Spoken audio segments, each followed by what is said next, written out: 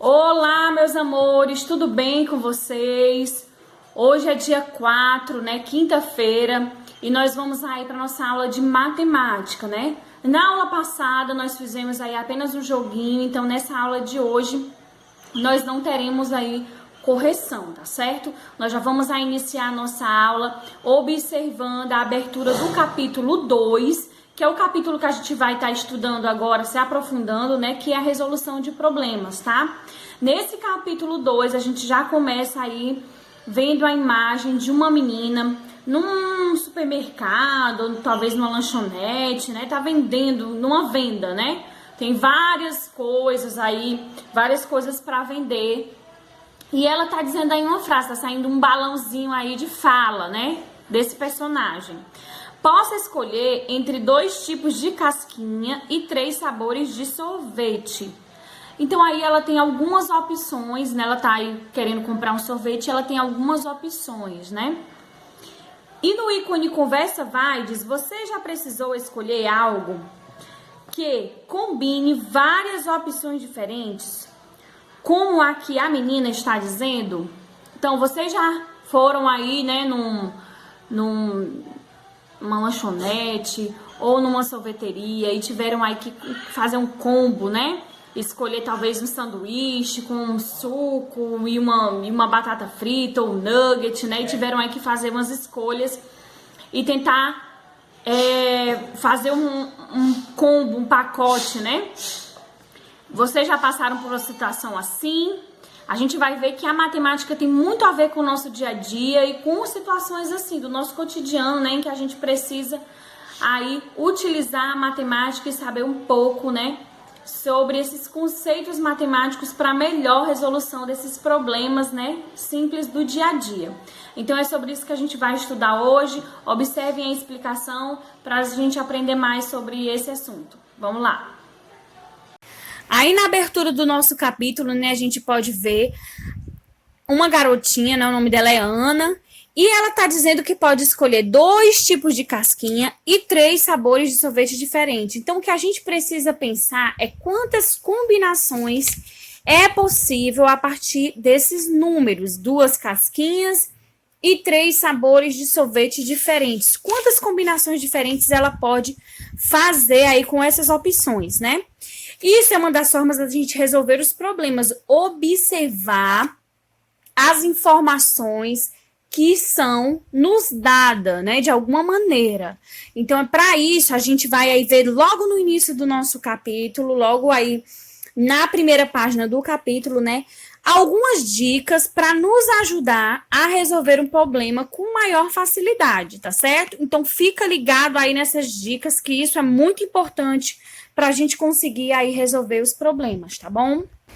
Então, para a gente resolver aí os problemas, né, com maior facilidade, a gente deve seguir aí esses passos que são importantes para que a gente consiga entender o problema da forma para tentar resolvê-lo. Então, ler e compreender a situação, o problema. Então, quando for um probleminha numa atividade de você que você for realizar, você precisa ler, reler, ler novamente até você realmente entender bem direitinho a questão para que você aí passe a resolver, tá certo?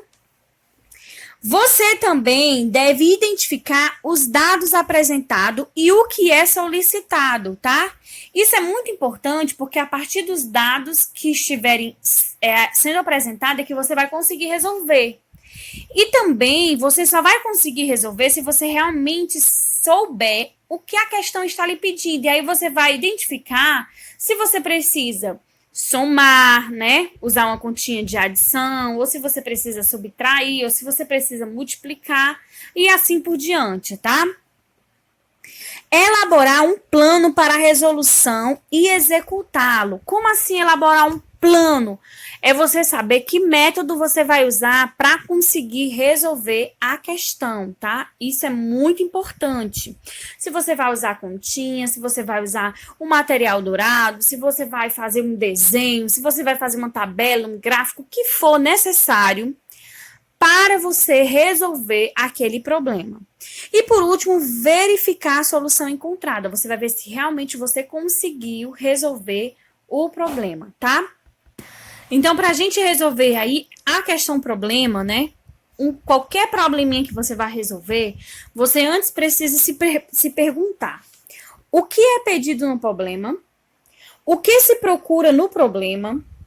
O que o problema está perguntando? Então, você precisa saber o que você vai fazer, o que é necessário você fazer, tá certo? E aí o livro nos apresenta essa situação como se fosse uma questão, né? Um probleminha, uma questão. E aí você vai fazer a leitura, tá? Pra gente continuar o nosso texto. Faz a leitura aí do seu livro, dessa página 83, e veja aí o probleminha que o livro nos apresentou a partir dessa situação. Então, dá uma pausa aí no vídeo, faz a leitura aí do probleminha, tá certo? E, basicamente, o que o problema quer, né, é que a gente saiba de quantas formas diferentes ela pode montar aí um sorvete com apenas um sabor. Então, para a gente conseguir aí encontrar o resultado, eu preciso observar quais são os dados que são apresentados aí que eu já posso estar organizando para tentar resolver o problema, tá? Então, os dados que são apresentados, quais são? Os 2 tipos de casquinha que ela pode escolher e os 3 sabores de sorvete diferentes, tá? E o livro de vocês vai apresentar uma forma de resolver aí nessa tabela. Observem essa tabela que também tem na página 84 do livro de vocês. Vocês podem olhar tanto aqui pelo vídeo como pelo livro, tá? E nesse caso, a gente vai apresentar essa situação aí, né, problema, por meio desse esquema, tá? Vocês podem ver que há 6 combinações possíveis, né? Desse modo, a gente pode efetuar uma multiplicação, tá? Então, eu tenho 2 tipos de casquinha e 3 tipos de sorvete. E 2 vezes 3, que dá igual a 6. Então, ou então 3 vezes 2, tá? E eu vou somar 3 mais 3, ou então 2 mais 2 mais 2. Sendo que a multiplicação, né, a gente sabe que eu vou repetir o número, a quantidade de vezes que tá me pedindo, tá bom?